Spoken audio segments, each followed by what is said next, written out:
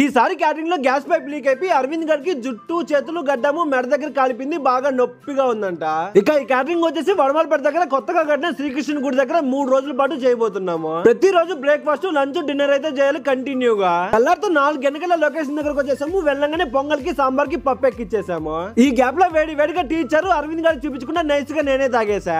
ఇక అన్ని vegetables cut చేసుకుని సాంబారు, వడ, చట్నీ, పొంగల్ అయితే రెడీ చేసాము. పొంగల్ అయితే కొద్దిగా లూజ్ అయింది. అరవింద్ గారేమో అల్లము యాలకలు అన్ని వేసేసి టీ కూడా రెడీ చేసాడు. ఇక మధ్యాహ్నానికి వచ్చేసి రసము సాంబార్ రెడీ చేస్తున్నాము. అంతలోపల గ్యాస్ అయితే లీక్ అయిపోయింది. అరవింద్ గారు కొద్దిగా దూరం ఉండడం వల్ల పెద్ద ప్రమాదం అయితే మిస్ అయింది, కానీ ఒళ్ళంతా మండిపోతుంది అంటున్నాడు. ఇక ఏం జరిగిన పని అయితే అస్సలు ఆగకూడదు కాబట్టి మా వారికి ఒక బాదం మిల్క్ ఇచ్చి బాదం మిల్క్ తాగేసి వైట్ రైస్ బాయిల్ చేశారని చెప్పా. నేనైతే సాంబారు, రసము, దొండకాయ ఫ్రై రెడీ చేసేసాను. అలాగే ఇద్దరు కూర్చొని తినేసాం కూడా. ఇక డిన్నర్ కి కూడా సాంబారు, రసము, ఆనియన్ పకోడా, వైట్ రైస్ కూడా రెడీ చేసేసాము సాయంత్రం 6 కల్లా. అలాగే కస్టమర్ కి రేపు ఏం ఐటమ్స్ కావాలో క్లారిటీగా చెప్పేసి అక్కడి నుంచి బండి వేసుకుని నేరుగా వచ్చేసాము. రేపు డే 2 వీడియోలో మళ్ళీ కలుద్దాం.